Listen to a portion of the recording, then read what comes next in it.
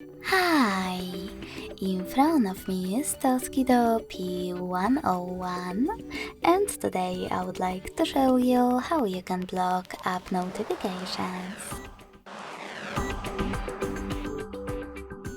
First of all, go into Settings and tap on Apps and Notifications.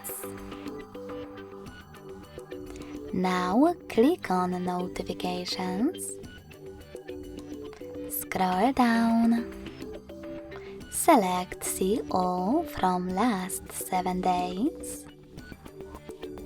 Hit Most Recent at the top and tap on the best option for you. I will go with Most Frequent.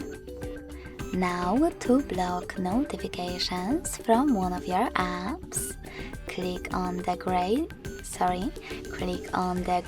sweater next to it, and then to switch them back on, tap on the gray one. You can also just tap on one of your apps located on the left, and then manage all notifications from here. Thanks so much for watching. If you enjoyed this video, don't forget to leave a like, comment and subscribe. Bye!